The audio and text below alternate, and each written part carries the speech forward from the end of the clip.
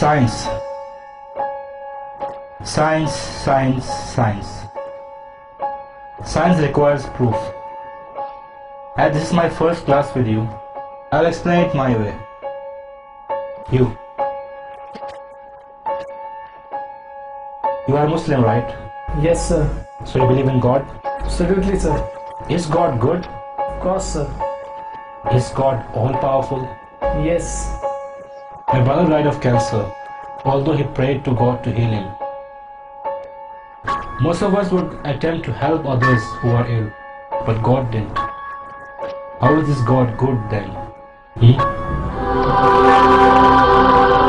can't answer, can you? Let's start again, young fella. Is God good? Yes, sir.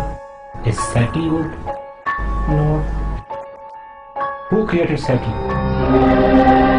God. That's right. Tell me, son, is there evil in this world? Yes, Professor. Evil is everywhere, isn't it? Yes, sir. And God did make everything, correct?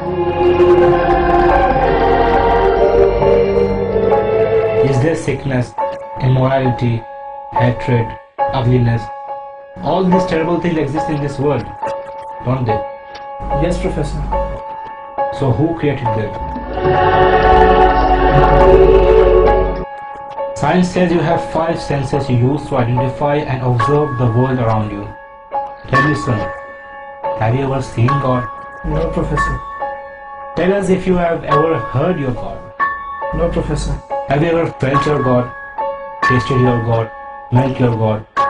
Have you ever had any sensory perception of God for that matter? No, I'm afraid I haven't. Yet you still believe in Him. Yes, Professor. According to empirical, stable, demonstrable protocol, science says your God doesn't exist. What do you say to that, my son? Nothing. I only have my faith. Yes, faith. And that is the problem which science has. Professor, is there such a thing as heat? Yes. And is there such a thing as cold? What kind of question is this? We all know there is cold. No, sir, there isn't.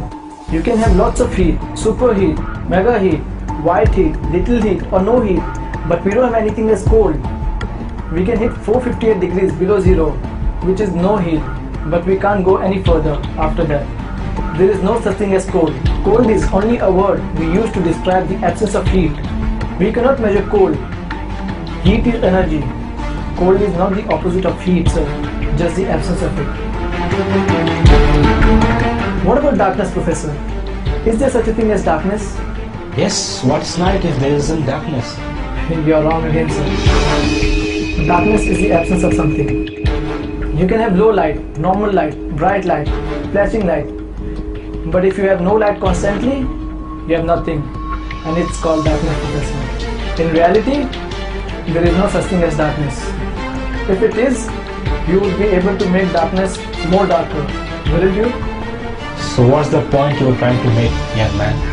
Sir, my point is your philosophical premise is flawed. Flawed? Can you explain how? Sir, you are working on the premise of duality. You argue that there is life and then there is death. A good God and a bad God. You are viewing the concept of God as something finite, something we can measure. Sir, science can't even explain a thought. It uses electricity and magnetism, but has never seen, much less fully understood either one. You view death as the opposite of life, is to be ignorant of the fact that death cannot exist as a substantive thing. Death is not the opposite of life, just the absence of it. Now tell me, Professor, do you teach your students that they evolved from apes?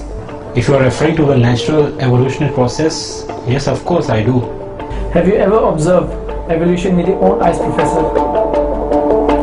Since no one has ever observed the process of evolution at work and cannot even prove that this process is an ongoing endeavor, are you not teaching your opinion, sir?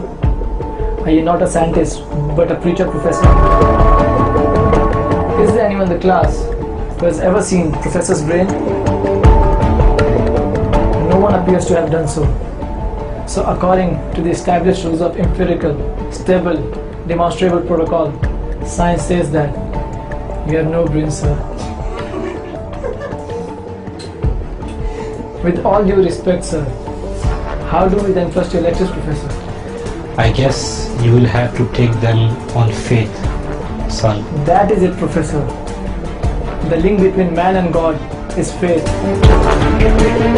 Professor, it is not necessary to see something to believe in it. Sir, have you seen your 10th grandfather? No? So then how can you prove that he existed? My presence proves existence because I have come from him. Exactly, Professor. The existence of this universe and life proves that there is a creator. That is all that keeps things moving and alive. Take your seat.